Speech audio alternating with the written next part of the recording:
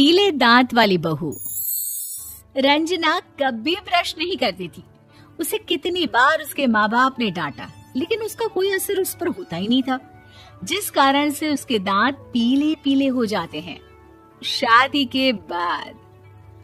अरे बहू, वैसे तो तुझ में कोई कमी नहीं है, पर तेरे दांत इतने पीले कैसे हैं बेटा? कैसे मतलब? कोई सर्जरी थोड़ी ना कराइए। वो तो क्या नाम, मैं ब्रश नहीं करती थी तो पीले हो गए। अब क्या करूं? आप कहे तो लाल करवा लूं या फिर काले? यार ये क्या है, क्यों माँ से लड़ रही हो? लड़ रही हूँ? अरे मैं लड़ रही हूँ या ये बोल रही है कि दांत पीले हैं, पीले। अरे तपस्या थोड़ी ना की है इन्हें पीले करने के लिए। बकायदा ब्रश नहीं किया है 20 साल तक, तब जाकर। छी, कैसी बात कर रही हो? ये उस वक्त तो पीले नहीं थे जब हम लोग तुम्हें देखने आए थे। अरे तब साफ करवा लिया होगा डेंटिस्ट के पास जाकर। अब देखो कैसे पीले पीले लग रहे हैं। रंजना सास की तरफ गुस्से से देखती है। फिर शुरू हो गई पीले पीले पीले। अरे पीले तो तब भी थे जब मेरे हाथ का रसगुल्ला उड़ा उड़ा कर खा रही थी और बोल रही थी, लड़की नहीं गुणों का खजाना दे रहे भाई साहब आप। खैर, अब वो लोग करते भी तो क्या करते, पीले दांत वाली बहू पल्ले पड़ी थी तो झेलना तो था ही। एक दिन कीर्तन में रंजना गाना गा रही थी। अरे कमला बहन, माँ का द्वार है, यहाँ तो सब शुद्ध होकर आते हैं, फिर अपनी बहू को ब्रश भी नहीं करवाती तुम। दूर से पीले पीले दांत भक्ति में बाधा उत्पन्न कर रहे हैं। अरे कोई 2 साल के बच्चे थोड़ी ना लेकर आई हूँ मैं बहू बनाकर। अच्छी खासी लड़की है, अरे कैसे करवाऊं ब्रश? ये तो उसे खुद करना चाहिए ना। अब माँ बाप तो इसके जैसे तैसे निपटा दिए, ये नहीं सोचा कि सास कैसे संभालेगी। सास बहू को लेकर घर आ जाती है, लेकिन सोच लेती है कि अब इसे लेकर कहीं नहीं जाएगी। अगले रोज बहू कहती है, अरे क्या हो गया, मंदिर नहीं जाना क्या? कीर्तन का वक्त हो रहा है। मेरी मधुर वाणी से कान्हा जी जागते हैं और सोते हैं। आप तो जानती है ना उनकी भक्ति में कितना मन लगता है मेरा। वो क्या है ना, तबीयत ठीक नहीं लग रही है मेरी, आराम करूंगी मैं। तबीयत ठीक नहीं लग रही? अभी तो मिथुन के गाने पर नाच रही थी आप, और अब बोल रही है कि तबीयत ठीक नहीं लग रही। अरे भक्ति में मन लगा लो सासू माँ, ऊपर जाना है, क्या मुंह दिखाओगी आप? हाँ? सास को बहू की बात पर गुस्सा आ जाता है। मैं क्या मुंह दिखाऊंगी, इसकी चिंता तो ना कर, समझी? अपने मुंह की चिंता कर, जो ये पीले पीले दांत लेकर हर जगह पहुंच जाती है। पता है लोग कितना मजाक बनाते हैं। ना जी ना, मैं नहीं जाना कहीं तेरे साथ। तो ये बात है, कोई ना, मत जाओ, मैं अपने कमरे में ही बैठकर भक्ति कर लूंगी। ऊपर वाला दांत थोड़ी ना देखता है, मन देखता है, भावना देखता है। और अरे बस बस, तू सब कुछ दिखा, बस ये सफेद चमकदार दांत ना दिखाना किसी को, है? जा यहाँ से। बहू को सास की बात का कोई फर्क नहीं पड़ता, वो तो जैसी थी वैसी ही रह जाती है। सुबह नहाकर किचन में खाना बनाना, फिर खाना खाना, कीर्तन भजन करना और सो जाना। एक दिन, माँ जी मैं सहेली के घर जा रही हूँ, शाम को लेट आऊंगी। हाँ हाँ तो जाना, मैंने कौन सा तेरी आरती करनी है घर पर बैठकर।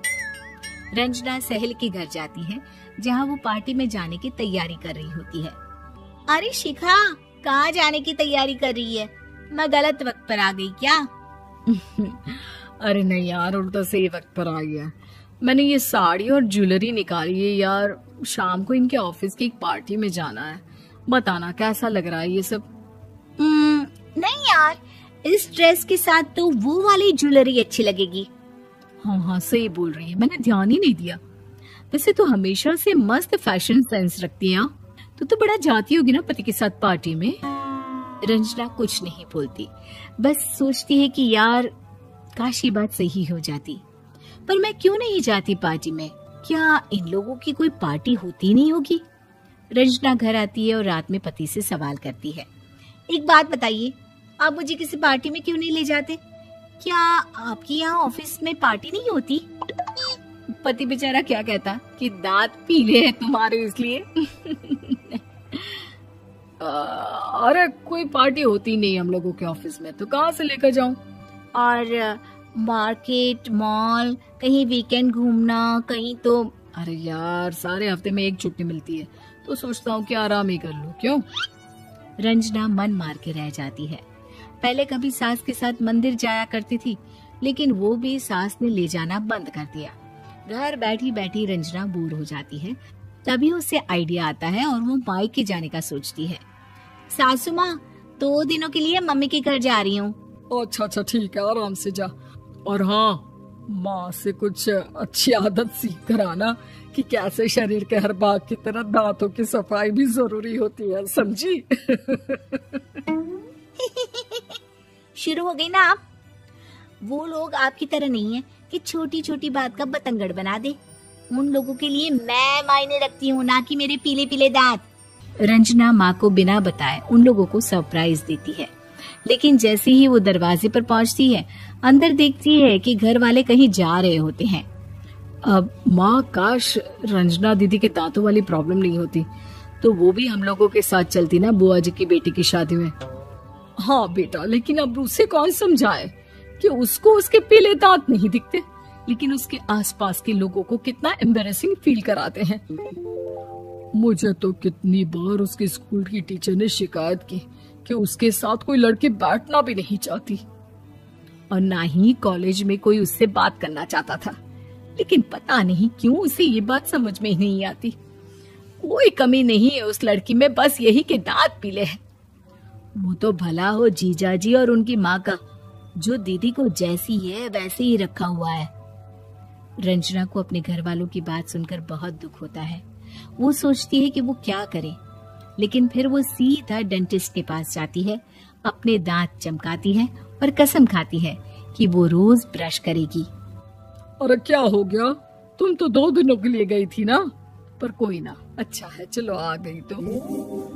रंजना सास के सामने आकर खड़ी हो जाती है और पूरी स्माइल करती है, उसके चमकदार दांतों को दिखाती हुई।